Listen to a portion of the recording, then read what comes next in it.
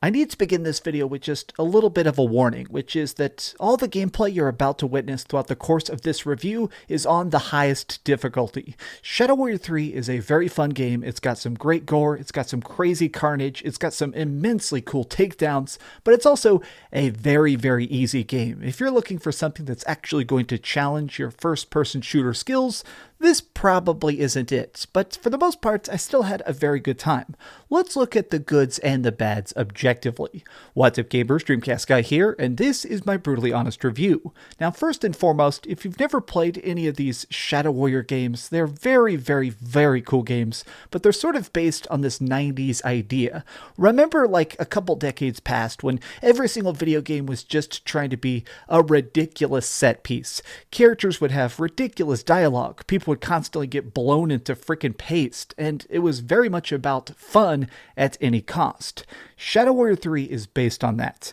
This game is so freaking over the top. Every single second, every single takedown, every single shot from your guns feels immensely satisfying, but also there's a strange wholesomeness to this game that I sort of want to talk about. But what is it about? Well, this is Lo Wang. He's our hero. He's essentially a ninja that wants to be a superhero. But unfortunately, somebody has decided to destroy our entire reality. A huge 5,000-foot-long dragon is consuming everything with magic energy and turning it into magical dragon poop. Well, now it's up to us, with the power of a lot of different guns, to try and stop him. Now, essentially this game, if I had to try and just break it down into tiny concepts, it's two separate modes. There's platforming, and there is a lot of arena-based combat. Now, what I mean by that is that throughout the course of this game, you explore a lot of different levels over the course of its 9-hour runtime, and you'll just randomly get stuck in rooms, you get locked in somewhere, or you get stuck on an island or something like that, and lots of demons show up to try and stop you from pursuing and eventually achieving your goal of destroying this dragon god. Now, during the course of that, there is a ton of different styles of demons. People that have their own swords, people that dig under the ground, flamethrower demons, or people that are just going to try and pummel you with huge bladed fists. But what's interesting about this is that you, as Lo Wang, have a very, very diverse arsenal. You're able to use machine guns, pistols, all sorts of your own katanas, and lots of different effects to basically grenade launcher these people into goo. Now, what's great about this game, especially on the highest difficulty, is that there is a strategy to this combat. Whenever you go into these arenas, there's always a checkpoint right before you go into it. There's always basically this preparing for the event that's about to take place. Now, here's what you need to keep in mind. Shooting an enemy with your gun makes them drop health. Slashing an enemy with your sword makes them drop, basically, ammunition. And if you use a takedown, well, that's where things get incredibly juicy. But let's start things off by talking about the gun combat. Everything about this game is so freaking fast. Lo Wang is definitely a ninja. He is able to dash, he is able to slide under stuff, and he is able to aim incredibly well. I loved shotgunning people. I love just using the dual machine gun so much.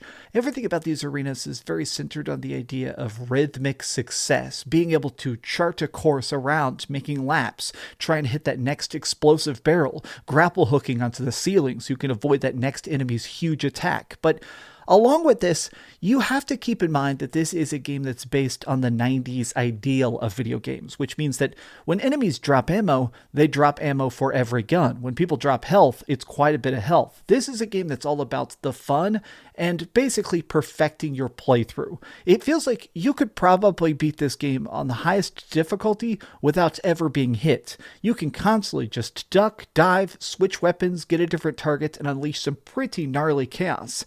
But what I also like about this is that Lo Wang seems to be having as much fun as we are, which this is something I feel like video games completely lack these days. I like that he never shuts up. He constantly makes just the most ridiculous one-liners. At one point, there were like all these demons that had made giant balloons and they were floating up from this abyss. And so I started shooting their balloons and they're popping and falling down to their death. And all of a sudden, Wang starts being like, "It's raining demons, hallelujah." Or times where you're just getting a bunch of headshots back to back and he's like, "Another one bites the dust." And it's more than just musical lyrics. He constantly is cracking lines about wanting to eat a pizza, saying that he's more of a badass than Bruce Lee. I kind of like the fact that Wang is having a freaking blast. It genuinely has this vibe that even if I shut the game off, it feels like that guy would be having so much fun, so many adventures, even if we're not there for it. It feels like we're privileged to have this window into his chaotic world. But that brings me to the interesting thing they've added that's completely new to Shadow Warrior 3, which is the takedowns. So you have this special meter that's slowly built up. The more you try and do things with a lot of style, the more you just use you have like this force push power that's like a melee attack but ranged. You can push people into spikes if you manage to get a really clean headshot or blow up 3 people at once by using your grapple hook to pull an explosive into their back. You get this special extra energy.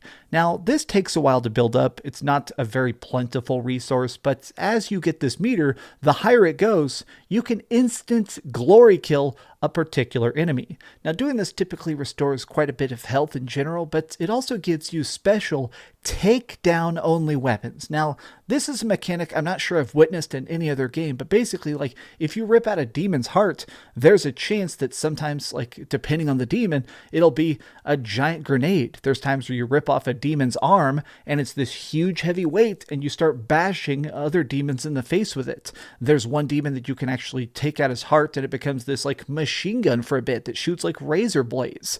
And what's cool about it is that it makes it where these are very specialty weapons, but they can turn the balance. It's nice to sometimes, if you're really getting demolished, to save up all that special finesse points, do a very, very well-timed takedown, and then have a special weapon that's incredibly strong, and everybody you bash to bits is healing you on top.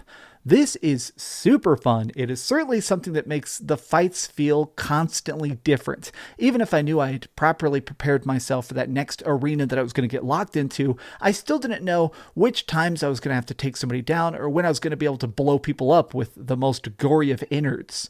Now, I want to talk briefly, before we talk about the platforming, about the upgrade system. So there are these built-in challenges that you're going to be slowly obtaining through time. Just basically things like, the standard get 25 headshots, blow up 5 people at once, pretty easy challenges in general, like swinging the sword, hit 2 targets at once, the things you'd normally see in some sort of game.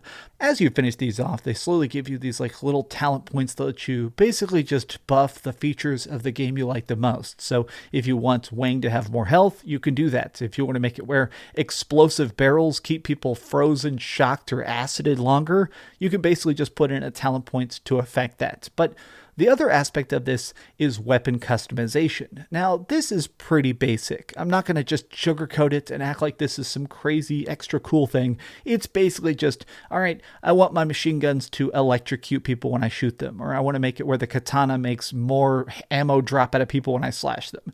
It's not super deep, but it is something that makes it fun, and it feels like you are getting stronger as you keep unlocking guns. Now, this is a fun game. I feel like the aiming is great, the blasting is great, all the weapons are particularly fun, but these dual machine guns are just way funner than the rest. I fully upgraded them, and I was mowing people down for the entire rest of the campaign. But now, I want to talk about the platforming and some of the problems I have with the game itself. Now, the platforming is incredibly seamless. Now, I don't want to make any accusations that Wang is possibly on some sort of like magical steroids, but this guy can seriously jump higher than Mario. Now, during the course of this game, there are these very set paths you're supposed to go on. There's not really any exploration or hidden content. It's just a straight shot from the beginning of the game to the end of it. But there are these sections where you have to sort of go and figure out how to progress. There will be times where you have to try and like shoot down a ladder, wall grind to like climb across some ivy, and then grapple hook the next ledge. But all of these are just so over the top. They're so fun. And this is sort of when they try and fit in the dialogue. It's usually when a character will call you on the phone or a magical mask will be like whispering in your ear about the price of demise.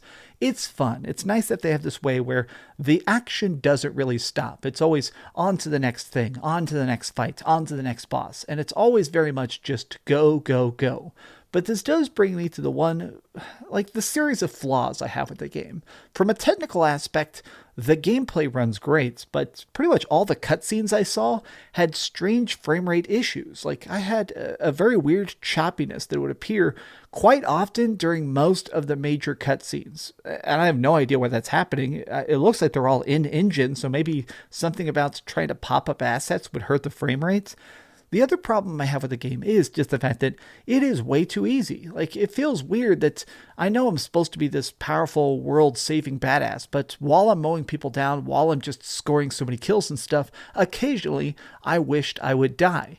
I did not really die that much. During the course of all these missions, a lot of times from chapter to chapter, fight to fight, it was kind of just, all right, figure out what this guy's weakness and blow him up. All right, that guy, all right, power takedown and next boss.